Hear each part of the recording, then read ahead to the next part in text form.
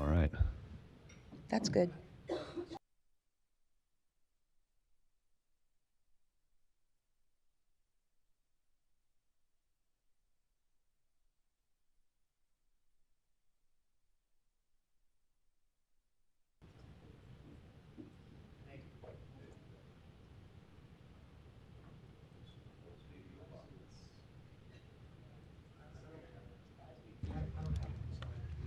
Test.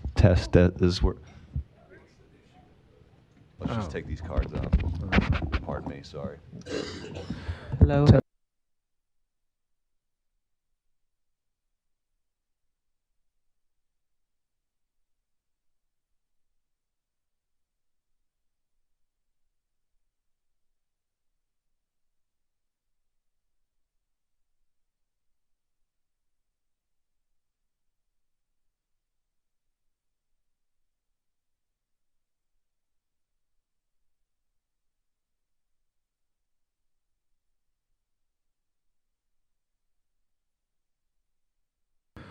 All right, we'll call the order the Douglas County Board of Commissioners meeting for Douglas County, Nebraska for Tuesday, September 16th, 2025. Please note that a copy of the Open Meetings Act is located on the north wall of the Legislative Chamber alongside an automatic external defibrillator. Please stand for the pledge.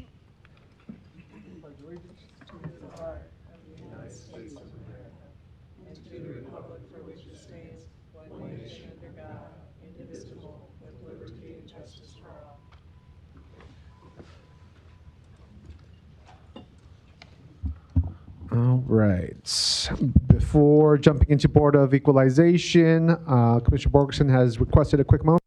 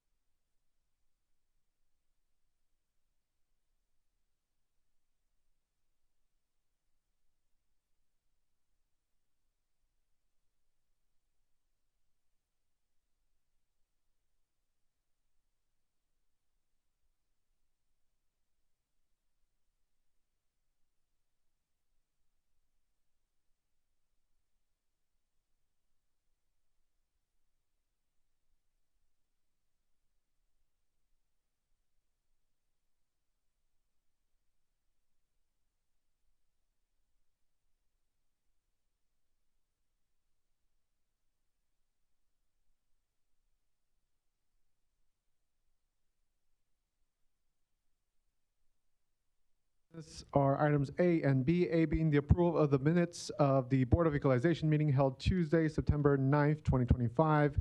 B being a call for a meeting and set Tuesday, September 23rd, 2025 as a date for hearing on certified assessment corrections reflecting the addition of omitted property to the tax rolls or increased value on property. Do I have a motion and a second? So moved. Motion by Morgan, second by Rogers to approve A and B. Please vote.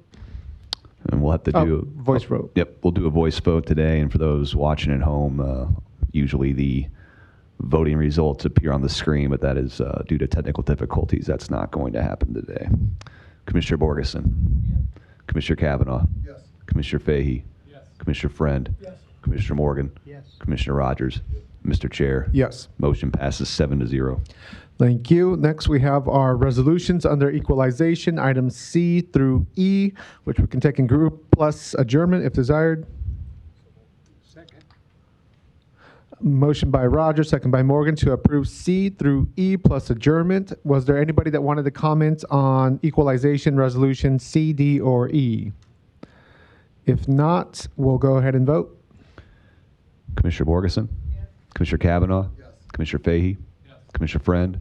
Yes. Commissioner Morgan. Yes. Commissioner Rogers. Mr. Chair. Yes. Motion passes 7-0. Thank you. That adjourns equalization. Next, we have our Douglas County Board of Corrections. Roll call, please. Commissioner Borgeson. Commissioner Kavanaugh. Here. Commissioner Fahey. Here. Commissioner Friend. Here. Commissioner Morgan. Here. Commissioner Rogers. Mr. Chair. Here. All right. With corrections, we have approval of the minutes of the Board of Corrections meeting held Tuesday, August 19th, 2025. I'll take a motion for that. Motion by Rogers, second by Friend. Please vote on the minutes. Commissioner Borgeson. Commissioner Kavanaugh. Commissioner Fahey. Yes. Commissioner Friend. Yes.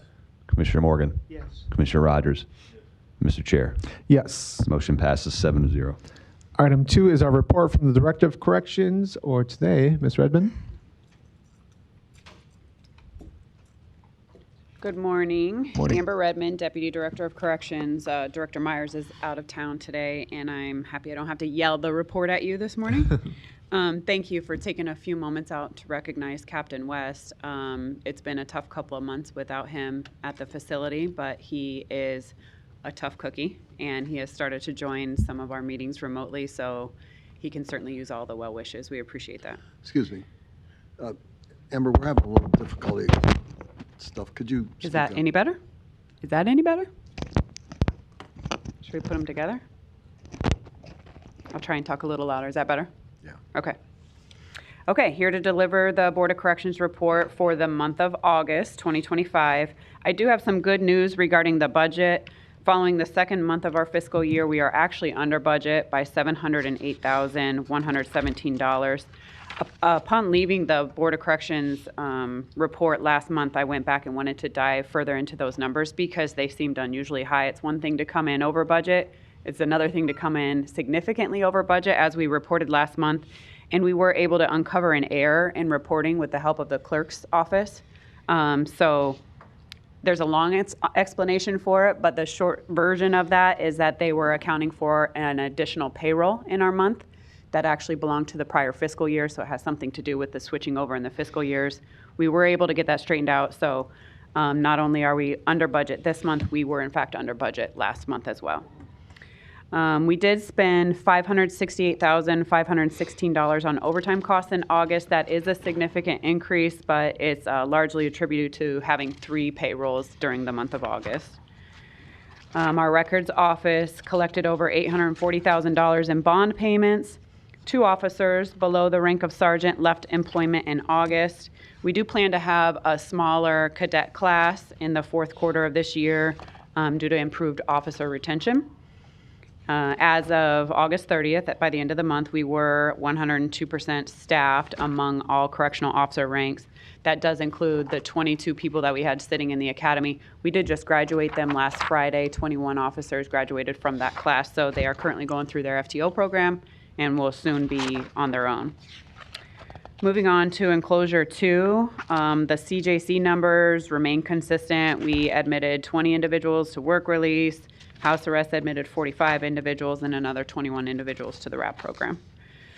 Not much has changed in regard to the therapeutic community housing units. Those numbers remain consistent, admitting 60 individuals to those communities last month.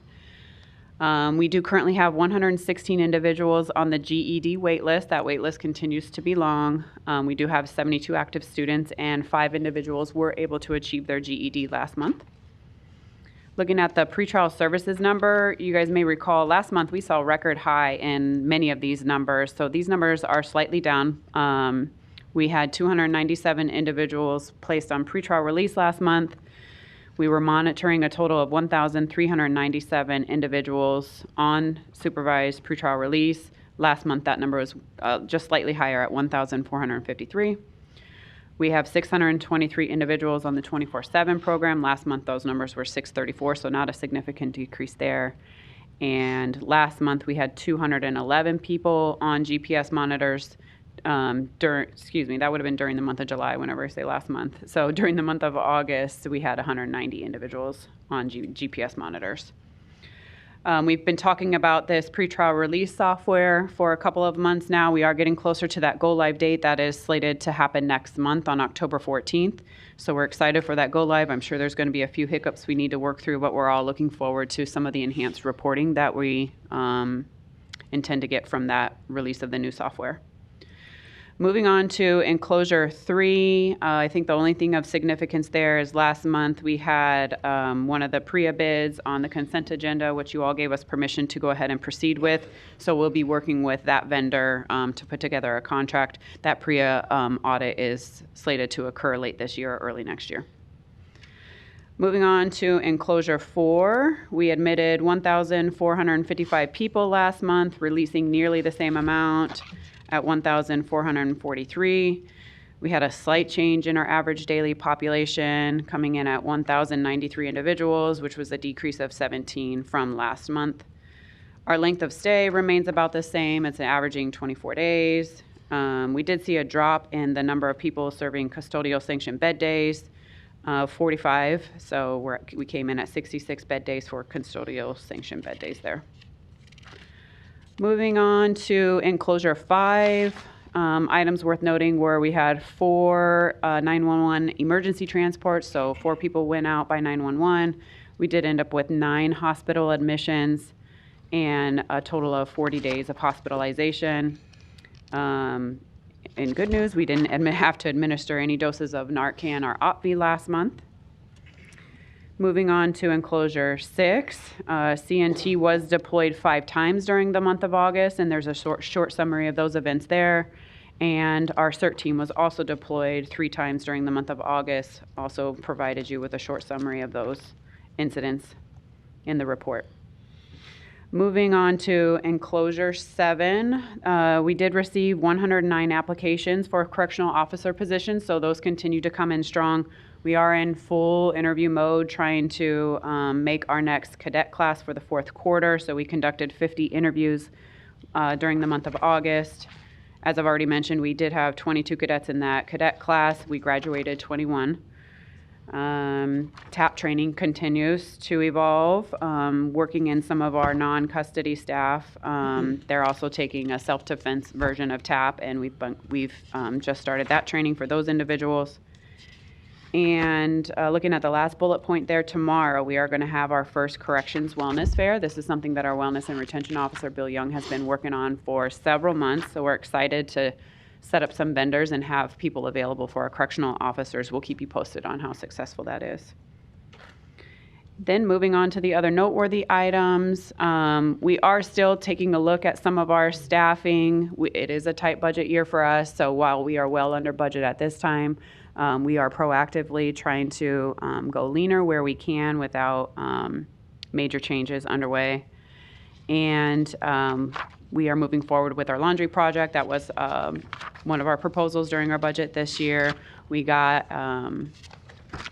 the modifications outlined for us from the contractors, and we've kind of talked about this before. We anticipate some initial expenditures for that project, but once that's all fully completed, we will have an ongoing savings of over $100,000 annually as we move those laundry services in-house.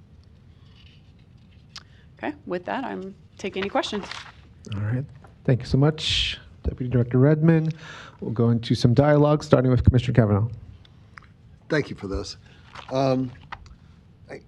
I just want to commend you and the department. We talked last time about having a look back on some of these, and I note that that's in here. It really helps us to be able to look at, say, overtime and see the August 24th number and the August 25th number. And, you know, just kind of regarding these things, we also have a look back metric on staffing. And the current staffing is very good at 101% of the authorized levels. But you kind of try to look for, if staffing is 100%, should overtime be high or low, or, you know, higher or lower? And ideally, it's been the thought, if we have adequate staff, we'll have less overtime. I'm looking at the staffing thing, which is, like I said, you know, fully staffed, and then the overtime thing, looking back a year, and it seems to be, correct me if I'm wrong, just a little higher August 25 to August 24 on overtime. Yeah. And I don't expect you to have a ready answer on this, but I guess the question would be, if we have adequate staffing, you know, up to our authorized level, is there something seasonal going on with overtime? I know August is a time when a lot of people maybe take vacations and stuff like that. Sure. I mean, that's going to be a contributor, but it's primarily because of having 3 pay periods during the month of August. So on an average, the overtime costs are pretty similar to what we've had in other months, but because we're accounting for 3 pay periods during the month of August, you're always going to kind of see that spike in the months where we have 3 pay periods. Unfortunately, at our facility, we're always going to have some overtime while we're adequately staffed for our, you know, traditional posts that are manned by officers. We are in the middle of a big construction project right now, and we're doing an unusually number of high training hours as we're filtering those officers through the TAP training, replacing that use of force. The other kind of a new thing on here, I like it, is the officers out for training. And we captured that metric here, where it looks like, if I'm reading this right, the training in June of 24 was a total of 4,400 hours, and the training of August of 25 was 2,500 hours, a reduction. We have a dollar amount for the August training number, but we don't for the June, and I presume that's June 24. Yes. But it doesn't specify. If we could, so that we have a month-to-month specification of that cost. Again, less overtime, less cost, and so we're trying to capture that. And if people are out for training, that's also a contributor to overtime, I would think. Sure. I'm probably going to have to come back, but the average daily population down a little at 1093. That's good. Average length of stay 24 days, with 52% staying 72 hours or less. And we'll have to look at the demographics here when I come back. I think we're about where we were, but that's, again, beyond your control. Sure. So I appreciate the additions to the report. It makes it clearer and easier for us, and I'll come back on my second round and we'll go into that demographic thing. Thank you. Yep. Thank you. Anybody else on Board of Corrections reports? If not, we'll loop back around to Commissioner Kavanaugh, and then we'll go Larry. Thank you. And frankly, I don't have the demographic thing at my hand. Do you know what page that is? There's a summary of it on page 2 of 53 at the very bottom with the percentages of our population. Okay.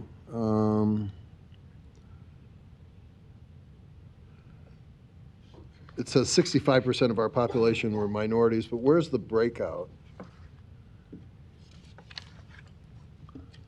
We may need to look in the admissions enclosure. That's enclosure number 4, right?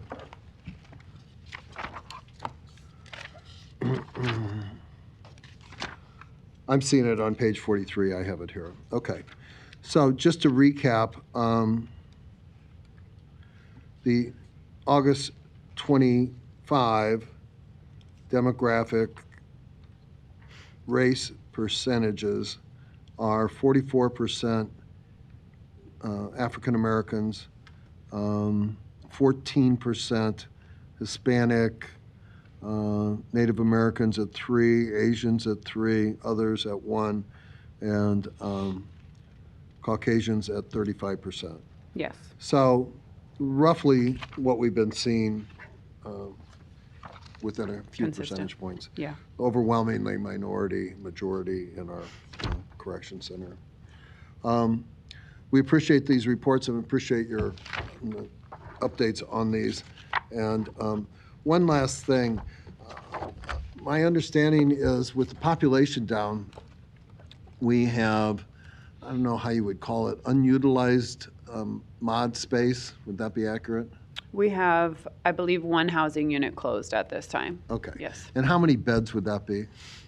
Depends on the units that's closed. I think it's one of our smaller units that we have closed at this time, so we may be around 32 beds in that particular housing unit. Okay. And the overall authorized capacity of the correction center is what? 1453 are the number of beds. We're never going to be able to utilize all of those beds because of the number of individuals that have to be placed on house alone. They can't have a roommate, but We have that. We have gender differences. You have to have, females and males housed separately. So it would be rare that you actually would get to that because of the distribution of our population. We understand that. Yep.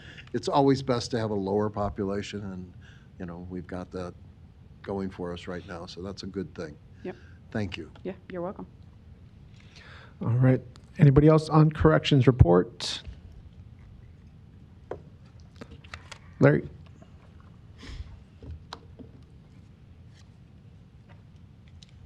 Good morning. Thank you. I have a couple of questions.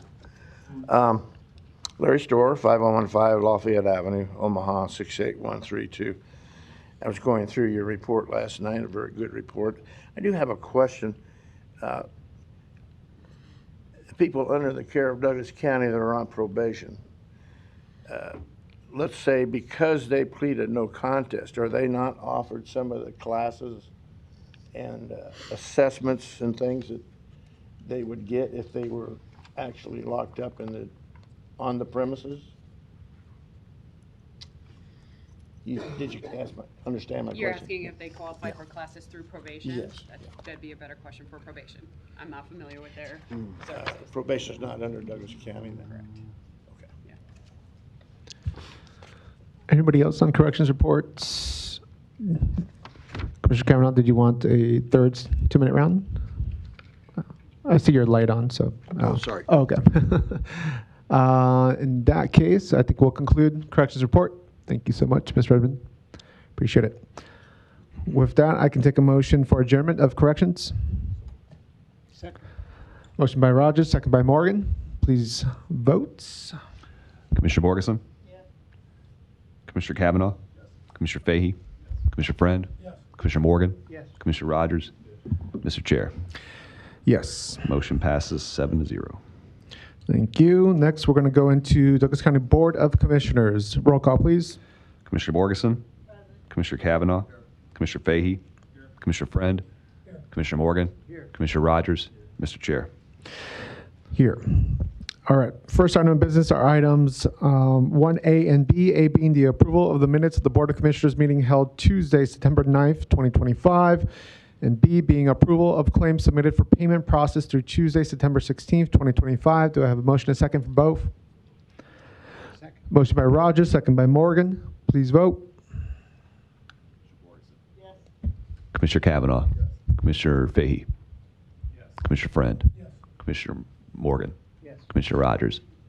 Mr. Chair, Yes. motion passes 7-0.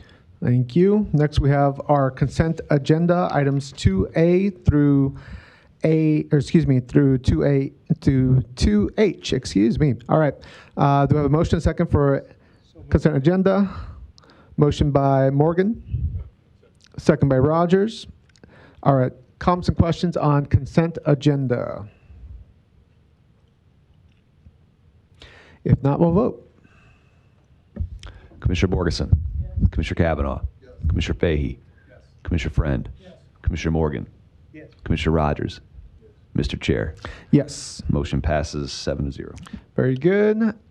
And let me check here if my friend, Mr. Jose Garcia, is here for the next item. We're going to jump to Section 5, Recognition and Proclamations. We have one item, item A, a resolution proclaiming September 15th, 2025 to October 15th, 2025 as National Hispanic Heritage Month in Douglas County, coinciding with the federal level for Hispanic Heritage Month. So we have our good friend and local historian who archives so much of our history here in Omaha, Douglas County, for the local Hispanic Latino community, South Omaha, and Omaha overall, and helps to run the Immigrant Museum here locally. So he is going to help me read the resolution that we have today with this proclamation.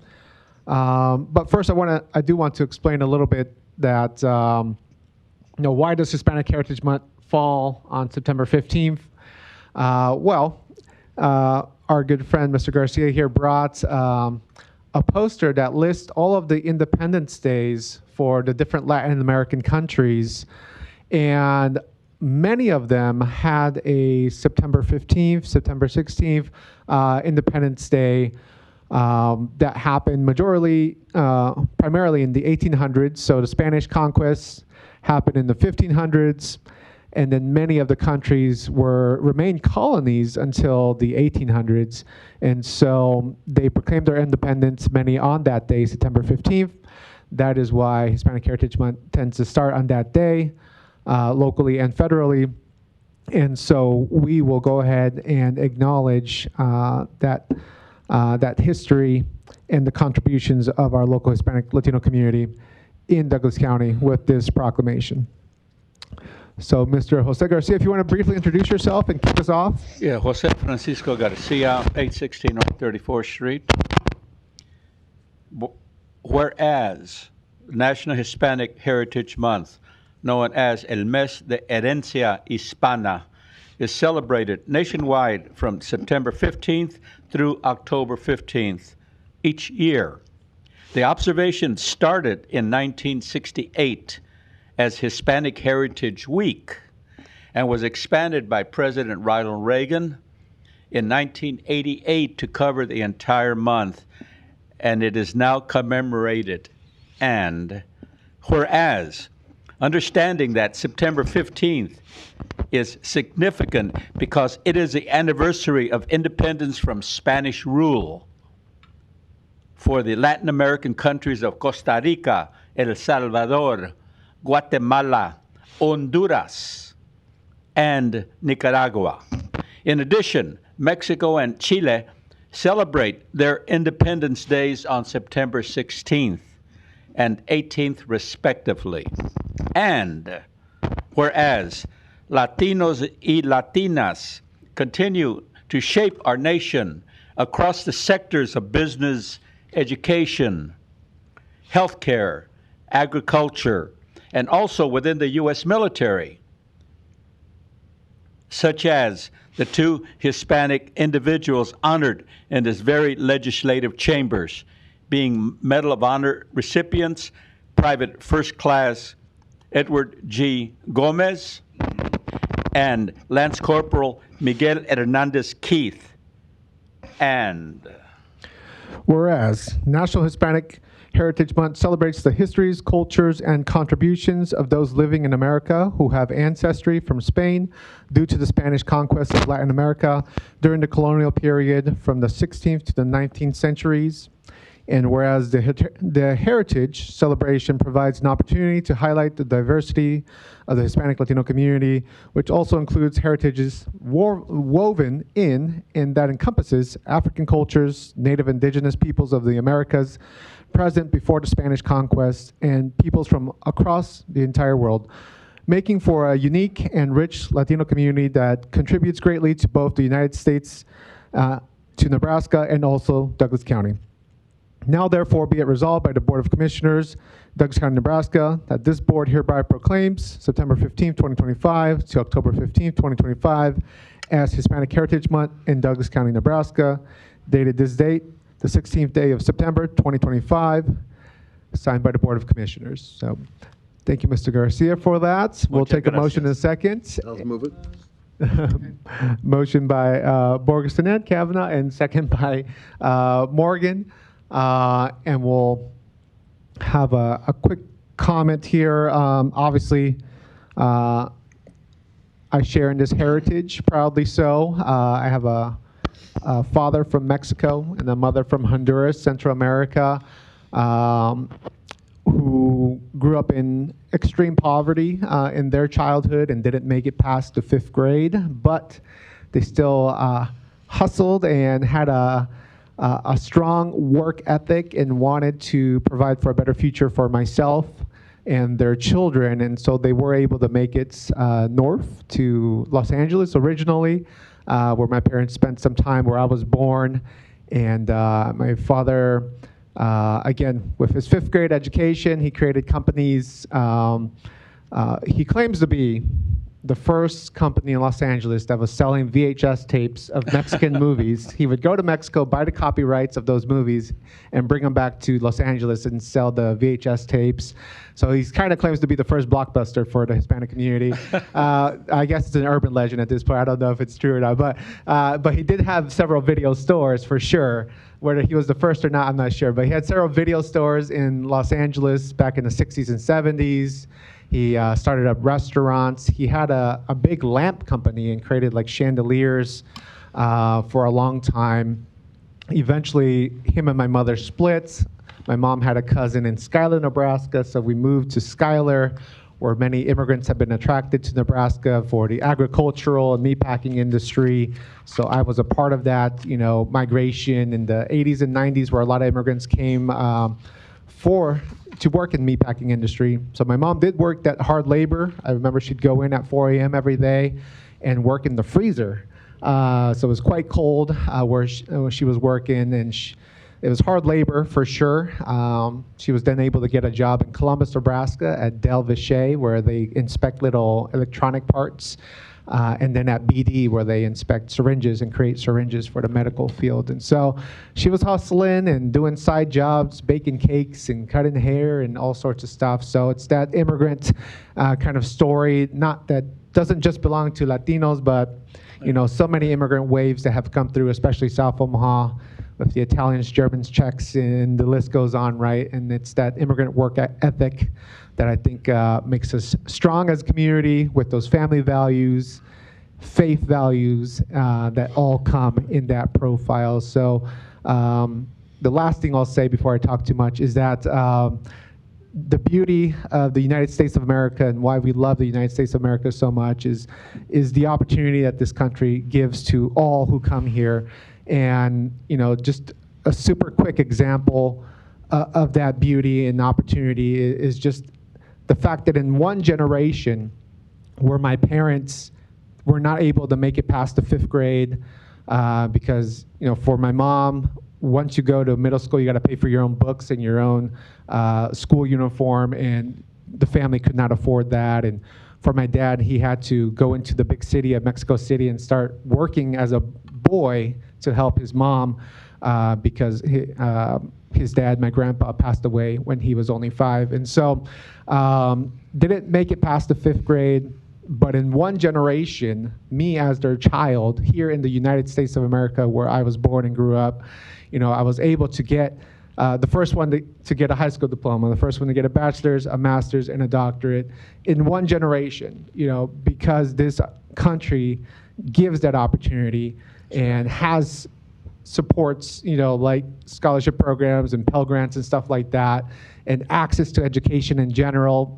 It's not perfect, you know. A lot of us have student debt as well, but the fact that there are resources and opportunities and access in this country is a beautiful thing, and that is encompassed in my immigrant story with my parents and me being the first generation to be born here in the U.S. So that's just a quick tidbit. Douglas County has 80,000 Hispanic Latinos contributing to our local economy and making this community beautiful overall, with all cultures woven into what is Douglas County. And so I thank you, Mr. Jose Garcia, as one of our veteranos, one of our, you know, individuals who we respect very much in our community and does so much in our community. You and Linda Garcia, your amazing wife, who contributes to the arts and culture of our community as well. So I thank you both. Muchas gracias. Thank you to the commissioners. We are third generation Raza.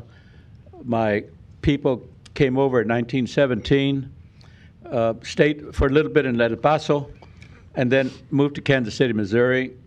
We now represent a large majority of Mexican Americans in the United States. And thank you so much for the support that the Douglas County Commission has provided the South Omaha Museum of Immigrant History. We are probably part of the greatest movement of humanity across national borders that the world has ever seen. And we are moving towards a future that is strong, that is United States of America, and that will continue in perpetuity. Que viva the United States of America. Thank you, Mr. Garcia. We do have a motion and a second on the table. We'll go ahead and vote. Commissioner Borgeson. Yes. Commissioner Kavanaugh. Yes. Commissioner Fahey. Yes. Commissioner Friend. Yes. Commissioner Morgan. Yes. Commissioner Rogers. Mr. Chair. Yes. Motion passes 7-0. Thank you. And in case you're wondering, we're not related. Garcia is kind of like Smith. You know, it's super common. I'm sure you're my 52nd cousin down the road some way in the family tree. But It's like the blue-eyed person. We each come from a single individual. there you go. Thank you again, Jose. Talk soon, my friend. Oh, Commissioner Morgan. Thank you, Mr. Garcia. Appreciate it. And I'm not trying to be nice, but I want you to know, and I know you lost your father in the last year. I can say this not being nice, but honestly, your parents got to be very, very proud of the kind of person you are and listening to others and the way you conduct yourself that I've seen as a county commissioner and a citizen of this community. And I'm glad your mother decided to move to Schuyler, Nebraska instead of you being a movie star or something. So thank you for your service and your comments. Thank you, Commissioner Morgan. I think Commissioner Kavanaugh has a light. Thank you, Mr. Chairman. And I'd particularly like to thank Chairman Garcia and Senor Garcia and everybody from our Hispanic community for making this resolution possible and recognizing the great contribution of the Hispanic community in Douglas County to the well-being of us all. E pluribus unum, from many we get one, is a slogan of the United States of America. We welcome people from all over the world, always have, hopefully always will. My grandparents are immigrants, as you indicated yours are, and as a native-born son of South Omaha, it gives me a special pleasure to note that working together, we've been able to do so much good, including the establishment of the South Omaha Immigrant Historical Museum, which Senor Garcia heads and has done great work in the brief time that it's been up and running. We at Douglas County have been big supporters of that, and we look forward to continuing that relationship to celebrate this strength that we get, this unity that we get out of the contribution of people from all over the world. It's what makes us Americans. It's what makes us great. And thank you for this commemoration of this important month of Hispanic recognition, to the contribution that they've made to us all. Thank you. Muchas gracias. Thank you, Commissioner Kavanaugh. While we set up for our NACO presentation, I'm going to give this copy to Mr. Garcia here quick. So let's go ahead and set up Mr. John Cannon for the presentation.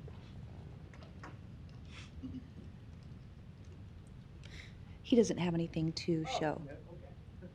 I'm pretty easy. All right.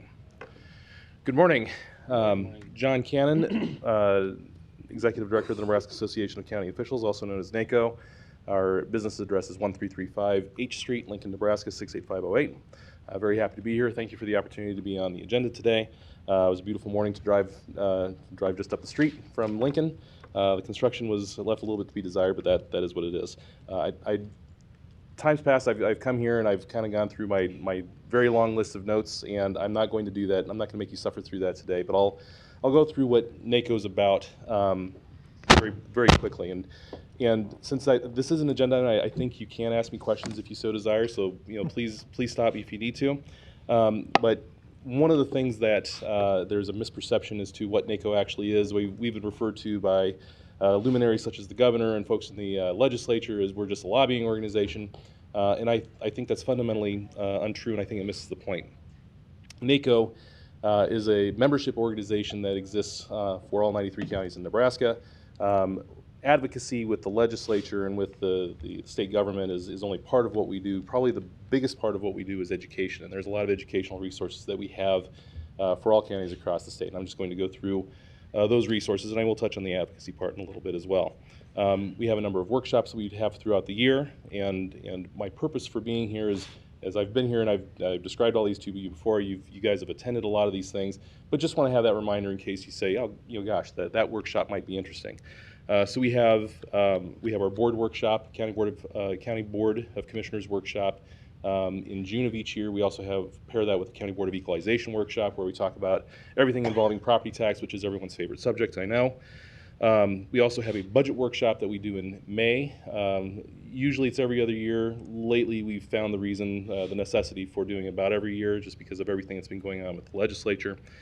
We have workshops that we put on for the assessors, the clerks, and the treasurer. Respectively, those are August, June, and June of each year. We have a board chair workshop in February of each year. We have our legislative conference. This year it'll be October 9th in Beatrice. And so one of the reasons I want to put that out there is that if you've ever had an idea is like, here's how the law should work. And I know that we've got a former legislator here that has a lot of ideas on how the law should work. That legislative conference is the opportunity for constituent groups to go in front of the NACO board and say, here's what I think would be a good way to make county government run a little bit more efficiently. And so if you have an idea that you'd like to bring forward to the NACO board, please let me know in advance. I I found out the hard way that if you just put someone on the agenda and they say, well, we're just going to talk about something, then there's not anything for the board really to take action on. And so a few years ago, someone said, I'd like to talk about township roads. And Mary Ann, you'll recall, Bill Tilkey got up and said, I just wanted to talk about it. And I'm like, well, there's nothing for the board to do. What are we supposed to do here? So if you do have that idea, and again, county boards, you guys have a unique perspective on how county government runs, and so certainly, we hear from the assessors. They're very well organized. The clerks, the treasurers, clerks of the district court, the sheriffs, the attorneys, they're all very, very well organized, and I want to have you guys have that opportunity as well. We have our annual conference. This year it'll be December 17th through 19th. That'll be in Kearney at the Unis Center North. And there's a lot of information that we bring forward that we want to make actionable for every county in Nebraska. So we're going to have our federal partners are going to be there. We'll have some state partners that are going to be there. We traditionally invite all the members of the legislature to attend so they can workshop with us and fellowship and all that good stuff. So those are the educational workshops that we have, and I think that there's and I wish I can't really do it justice. There's a lot of information that we put out there. We bring speakers from across the country, from across the state, and from our, like I said, from our federal and state partners to have that educational, that information that's out there. When I talk about advocacy, there's a number of things that are coming up that affect all 93 counties that I wanted to bring to your attention from the NACO perspective. The first one being with the legislature getting ready to gear up.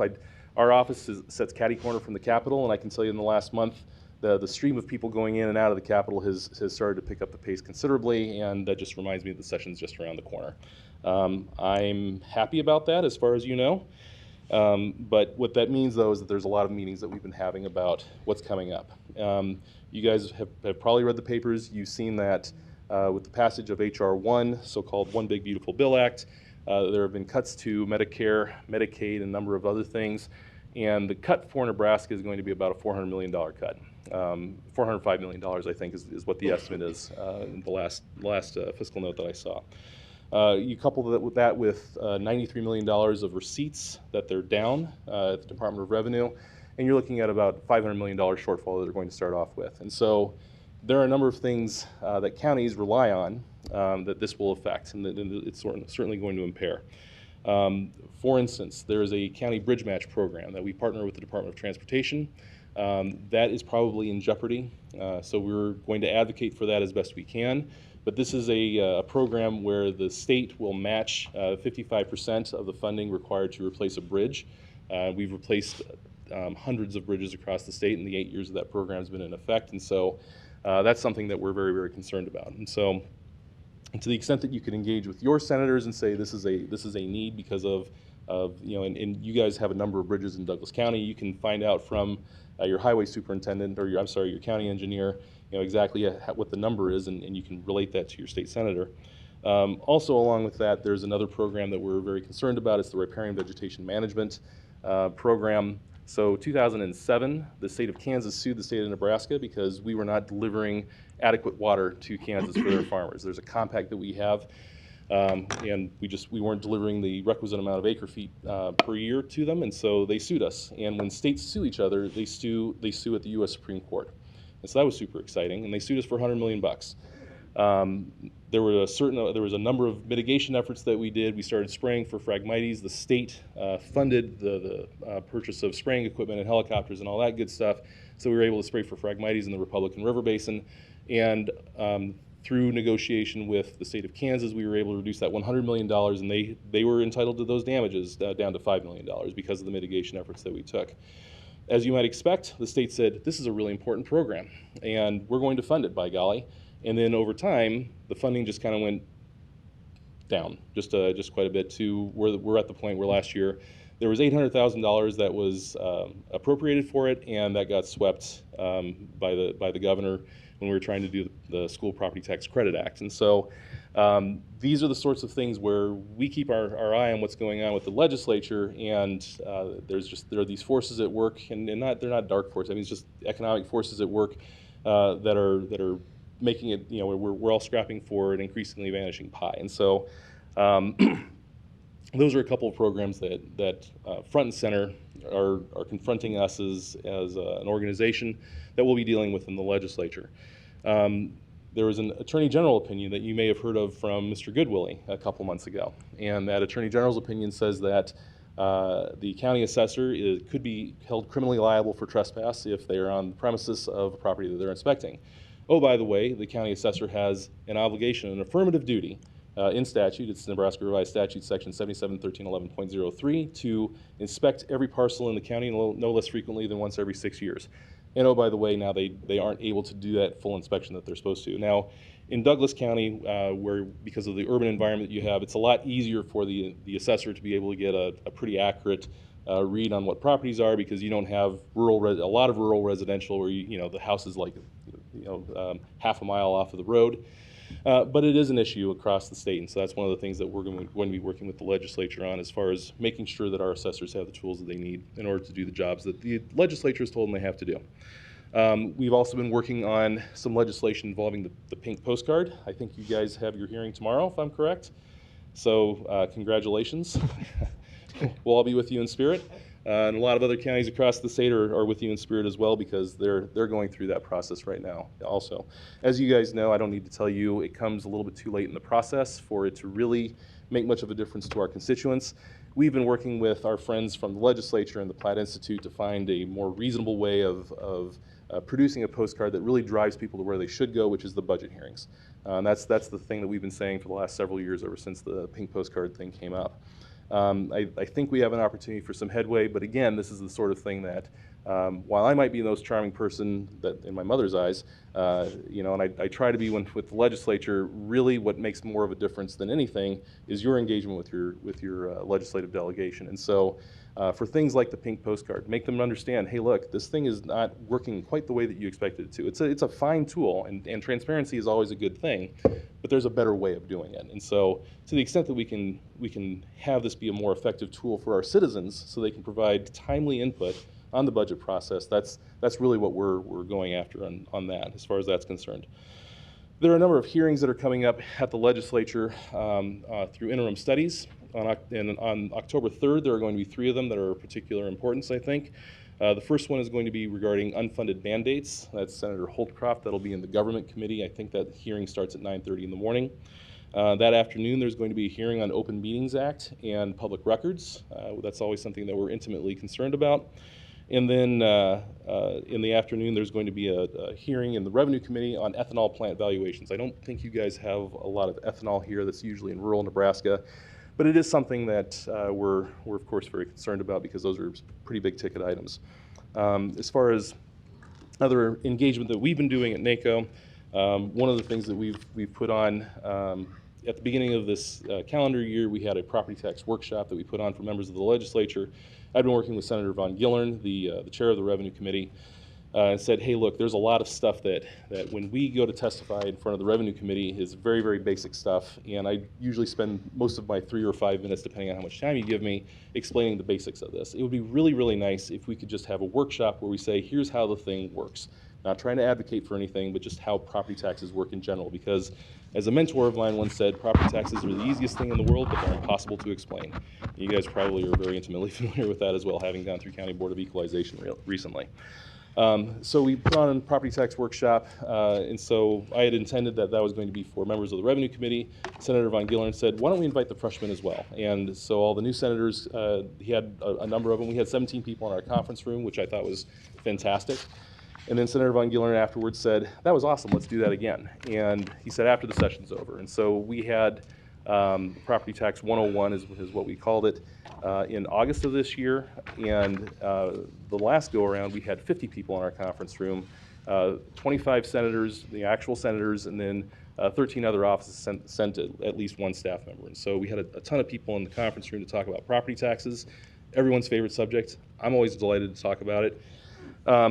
And among the people that were there, obviously, Senator Von Gillern, the chair of Revenue, the chair of Education was there, the Speaker of the Legislature was there, the chair of Banking and Business and Insurance, or I'm sorry, Business and Labor, Banking and Insurance, Agriculture and Natural Resources. I mean, there are a lot of folks that are very, very keen on what property taxes do for all the sectors of our economy that all attended that workshop for us. One of the other things that we do from an advocacy perspective with the legislature, but also for our citizens and also for our county boards, is we have a thing on our website called the County Explorer. So if you go to nebraskacounties.org, you look under counties, there's a thing that says about counties and County Explorer, Nebraska Counties Explorer, and there's all the information that you might want to know about Douglas County, any other county that surrounds you, any other county that's on the other end of the state, whichever you prefer. We have a research division that has gone through the budgets of every single county across the state of Nebraska. We've cataloged it. We've put it all into some useful information that you can use. We've got some bite-sized chunks. If you want a one-pager, there's a one-pager for Douglas County as well. But there's a ton of information on that County's Explorer, and that really gets to the heart of a lot of the stuff that we do. A lot of people do not understand exactly what county government does, and I'm sure that you guys have seen it as well. And when you go through all the aspects of county government and what it's responsible for, people's eyes really start to open up, and they understand that, gosh, I mean, it's a little bit more than just a pretty courthouse. There's actually some work that gets done, and so we've been putting that information out there as best we can, and we wanted to connect you with that as well. And some other direct resources that we have that are beneficial to counties, ways of saving money and helping you guys do your jobs a little bit better. We've got our NACO Benefit Services. That's our insurance pool that we have. We have a pool, but we also have individual offerings for self-funded programs, and as well as other the individual sort of like pet insurance. I don't think we have pet insurance. I should probably hold my tongue on that. But a number of like accidental death and dismemberment, and all those sorts of add-ons as well. There's a Live Healthy discount program that we partner with the National Association of Counties with. We have a retirement seminar that we're partnering with nationwide. The webinar is going to be on September 26th. So if you go to our website, we've got information about that. We've partnered with Savvy. I think, Mary Ann, you've kind of spearheaded the Savvy program here in Douglas County as well, so I won't go into that a little bit further. Like I mentioned, we have that legislative conference coming up on October 9th. It'll be in Beatrice. One of the things that we sponsor every year in the month of November is Operation Greenlight to recognize our veterans. We're currently working on a toolkit that will have some actionable things that county boards can do beyond just putting the green light up on the courthouse, which is really kind of cool, but some more things that have a little bit more oomph to them as well for our veteran community. Let's see. We have our award nominations that are coming up for our officials of the year. Please check that out, and if you have someone that you'd like to nominate, please do so. We'd love to see some nominations coming from Douglas County. We also have partnered with the Government Finance Officers Association to come up with risk models. And so, as you know, with LB 34 having passed last year, which fundamentally affects how we do budgets, we no longer have a lid on restricted funds. We have a property tax cap that's based on, it can only go up by slice or 0%, whichever is greater. And so that means that there are going to be some years where 0% is what our property tax request gets to go up. We partner with GFOA, Government Finance Officers Association, to come up with risk models. And so from a budgeting standpoint, so counties are able to figure out going forward, here are some things that we need to do to figure out what we need to have for a reserve, to figure out where our spending should really be directed. And it's a very good model. We've got 20 pilots that are piloting it right now, 20 counties that are piloting it right now. We're happy to roll that out to whomever is interested. And then one other thing I want to mention is the BEAD program that has the Broadband Equity and Development Act that was passed by Congress several years ago. That brought $400 million to Nebraska for the development of rural broadband. There's not a lot of rural broadband necessity in Douglas County, but it's still an issue across the state.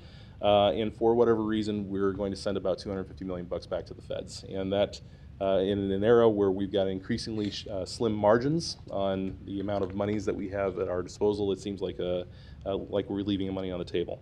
And the last thing I'd like to mention is that Nebraska is now a 100% state as far as membership in the National Association of Counties. You have 2 members of the board of directors by virtue of Chris and Mary Ann being past presidents of NACO, National NACO. We have a liaison that we put on the board, and then we have a membership liaison that we have on the board as well. So Nebraska punching above its weight, as always. We have 4 members of the 150-member board of directors, I think. And also I will also add that in the 90 years that NACO has been electing presidents at their annual conference, Nebraska has had 4 of them. We had Gene Meredith out in Kimball County back in the 40s, and then we've had three presidents that all came from Douglas County. With that, I've gone through an awful lot of stuff. I'm happy to take any questions you may have. All right. Thank you, John, for joining us today. Any questions, Commissioner Kavanaugh? Thank you. Thanks for this, John. A couple of quick questions. The interim study resolution on unfunded mandates that you indicated is set for a hearing on the 3rd. October 3rd, yes, sir. What's the number of that resolution? I think that's LR 192. 192? 192, yes, sir. Thank you. The legendary American humorist Will Rogers once said that Congress is adjourned, the people are safe. And some people feel the same way about the legislature. The legislature's adjourned, and you breathe a sigh of relief. The only fly in that ointment would be a special session. What do you hear about that? So we had every month the NACO board has a Zoom call with the governor, and in, I think it was May of this year, we had a call with the governor, and that question was put to him directly, like, you're not getting through the things that you wanted to, Governor. I'm sorry. We are hearing that there's talk of maybe having a special session, and the governor said, well, do you know who gets to call a special session? That would be me, and I can tell you right now, I'm not intending to call a special session. Now, that was in May. Things have changed. We passed HR 1. That means, which is going to give us a $400 million cut in funding from the feds, and so you would think that there would be some talk about maybe having a special session, but I've been in the Capitol every day for the last several weeks, and no one is talking about a special session at this point. I breathe a sigh of relief for what it's worth, just as a very personal aside. My wife had never been to the Tetons before, and so for Christmas 2 years ago, I got her a trip. We're going to go, and it was going to be the first weekend of August.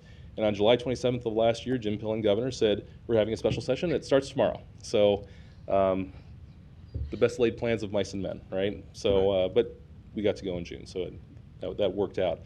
But the point is that special sessions wreak havoc on a lot of people's schedules, not just my personal schedule, but for a lot of people. And trying to juggle that many schedules at once, with there being no word of one happening, I really doubt that one's going to happen this year. Thank you. Yes, sir. All right. Commissioner Friend. Thank you, Mr. Chair. John, yeah, thanks for coming down. That drive from Lincoln's arduous. I know that. You did mention those interim studies or hearings, unfunded mandates, a hearing on open meetings, ethanol plant valuations, stuff like that. Any you get are the little birds telling you anything related to potential analysis of recodification of the sales or income tax systems in the state of Nebraska? Nothing, as far as you know? So there's been talk about doing things with local option sales tax that doesn't really affect us. Since you mentioned it, Commissioner, the governor in his call-in show yesterday, let me backtrack. A week ago at Husker Harvest Days, the governor, apropos of nothing, just said, oh, by the way, we need to get rid of the inheritance tax. You should contact your senator. And so that kind of gave me the signal that he may not be pushing for it, but he certainly would like to have something done with the inheritance tax. That is what it is. At his call-in show yesterday, so there was a caller that called in and said something about the inheritance tax and about property taxes. And the governor said, well, we got to find different ways of revenue for the counties because all they have is the property tax and a little bit of inheritance tax. And he said, I'm on record as not liking either of them. And this fellow from Buffalo County had said, well, we just lost our bond election to have a co-located facility for our sheriff and the police department. What about a countywide sales tax? And the governor said, well, I don't think the counties get to do that. And the caller said, well, yeah, they actually do, but they can't do it if the city has their own sales tax. And the governor said, well, gosh, we should probably fix that. And I thought, okay, I need to call Lynn Rex, my counterpart at the League of Municipalities. But that was something that the governor just put out on the table. And then he specifically mentioned, I have a call with NACO every month, and this is something I'm going to discuss with them. So, there's that. But on sales tax, as far as a special session is concerned, nothing about that. As far as the next session is concerned, they do want to expand the sales tax base. Well, John, that's pretty good information, and from an analytical standpoint, it almost seems like I can see where the governor, where his mind is going. But here's the thing, and you've heard me bloviate about it. I think everybody has, and they're tired of it. the revenue all throughout the state of Nebraska being generated for governmental subdivisions and tax money being generated, 40% of it comes from property tax. Yep. Approximately 18% comes from sales tax. So I can tell you that until somebody gets the intestinal fortitude to actually take an archaic sales tax system and decides to actually recodify it, we're going to come up, as long as I'm here, you're going to come up every year and you're going to say, well, but guess what? They're attacking something else. When you go door to door around this area, the first thing people will bring up to you as a candidate is going to be, what are you going to do about my property taxes? What they're missing is that we have an unfair tax system in the state of Nebraska. This is my lecture. Pam Redfield, years ago, stood up there and said, we're recodifying the sales tax system. She got excoriated. She actually got pounded down. The lobby is strong. John, I don't see a way out. They're going to keep picking and prodding, and sales and property tax is a problem, but it's a problem because of the extracurricular activity that we have going on with our tax systems. So I'll have a conversation off the side with you later on. I'd love to hear some of the whispering down there. Thank you, John. Yeah, well, I had a conversation with Senator Bosden yesterday. We were in her office to talk about something else, and she wanted to talk about taxes, and because everyone seems to want to talk about that.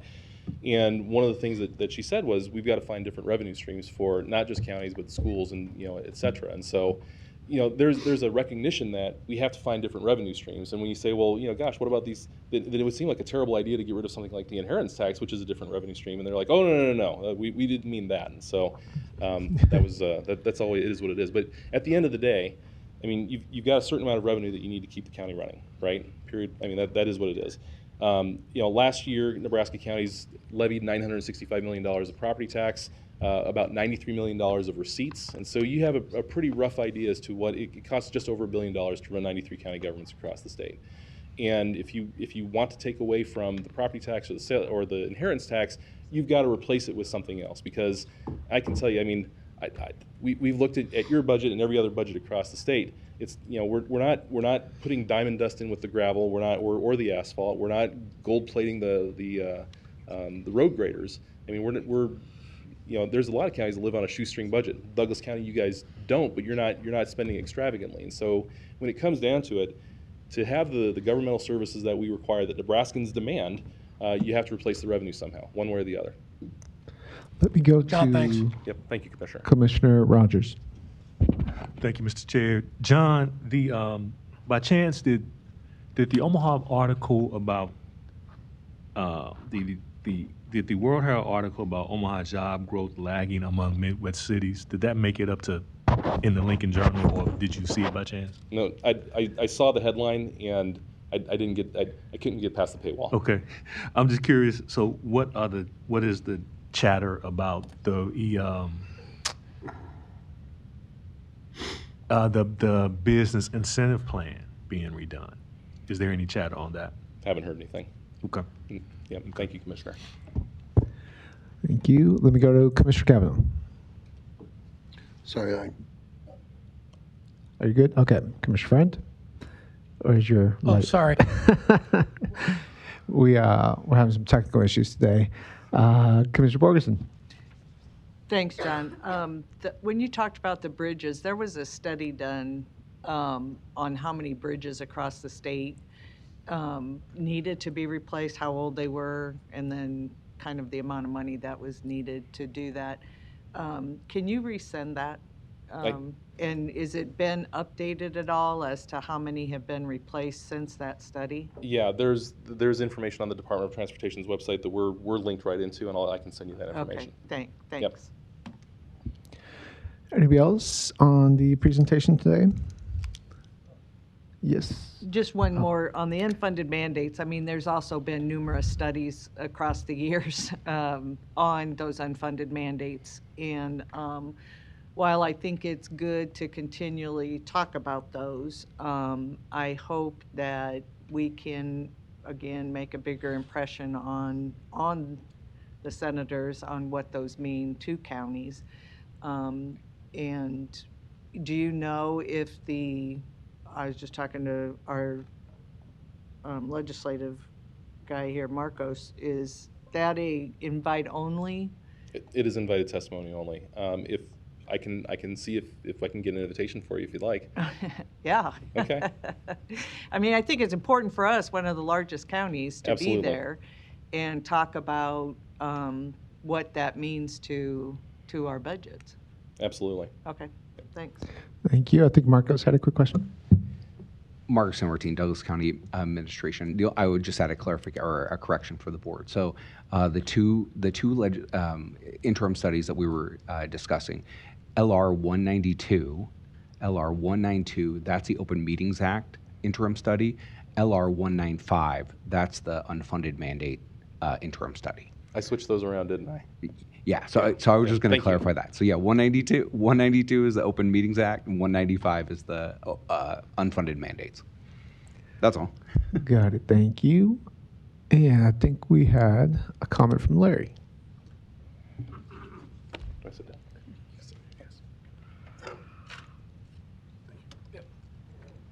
Larry Storr, 5015 Lafayette, Oklahoma, 68132. I'd like to comment on the power that county governments and association of county governments, et cetera, have amassed in this country. But we all took an oath this morning to that flag and the Constitution. You take an oath when you swear into your office to support the Republic, the Constitution. It's not just a republic, it's a unique compound constitution republic. Unique, not like any other republic, not even a democratic republic. But they designed a system to share government because we fought a tyrannical king to get freedom back from that tyrannical king here in the colonies, because we had no representation. Well, today is a great example of, you don't have very many citizens in this room, do you? Because why? The power's been amassed by you and people like the National Association of Nebraska Counties, but there's a National Association of Federal Counties. And you all talk to each other in here, but you don't really listen to us. The federal government designed this place, the county, and each state, each county, to be the main place for the citizens to affect their government. It's for us, it's not for you. You're not sovereign. We are sovereign. And quite frankly, the sheriff of this county has more power than you do in terms of representing the citizens of this county. Frown if you like, but that's the way it is, sir. Read the Founding Fathers' words, please, and go back to honoring the actual intent. So get back some of the power to the citizens and let them have more time at these meetings and more questions. The rules that you guys make and the city council make have shut people out of here. It's no longer a place for the people, but that's what it's intended for. And then the Declaration of Independence, what does it tell you? It says when your government is not, does not, and will not, it is the right of the people to alter or change that government. There's only one way we can practically do that, and that's by mass recall. However, the county election commissions control everything, see? Well, I'm just about done, but we have a president that's shaking things up. So any day now, we may hear that we're going after the election process. We want to send it back to the precinct where it was supposed to be.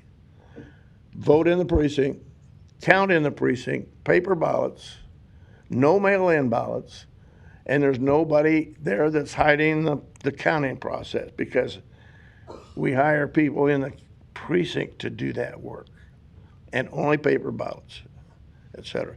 That's going to occur, and it's going to be announced any day now. So get ready for it. Ask the counties to help do that and get back to what the Founding Fathers intended. Thank you. Thank you. Anybody else on the presentation today? Is that a light, Commissioner Morrison? Yep. I just have to comment to make sure that the citizens know that our elections are safe and secure, and any degrading of trying to take away a way for citizens to vote is voter suppression. So I have voted by mail for years and years and years since it came out and have had no problem, and I just want the citizenry to know that our elections run by county officials, and many, actually, we just, Commissioner Chair Garcia and I just recognized, as did this board, those volunteers that come and work, our poll workers that work our elections. And so please just remember that they are safe and secure and there's no mass fraud in our elections. Thank you. Thank you. I think that might be it for the presentation today. Thank you, John, again for driving up to Omaha. Appreciate you. And we're going to proceed on our agenda here today into our committees. Section 8, under Finance, we had the budget report as presented, as well as our monthly fee report, also as presented. Under Human Resources, we have our weekly personnel report from Civil Service as presented. And we do have a need for executive session today for the purpose of legal advice and contract negotiation. Do I have a motion and a second? Motion by Rogers, second by Morgan to go into executive session. Please vote. Commissioner Borgeson? Yes. Commissioner Kavanaugh? Yep. Yes, voted yes for Commissioner Fahey? Yes. Commissioner Friend? Yes. Commissioner Morgan? Yes. Commissioner Rogers? Mr. Chair? Yes. Motion passes 7-0. Thank you. Yes, the board will now go into executive session for the purpose of legal advice and contract negotiation.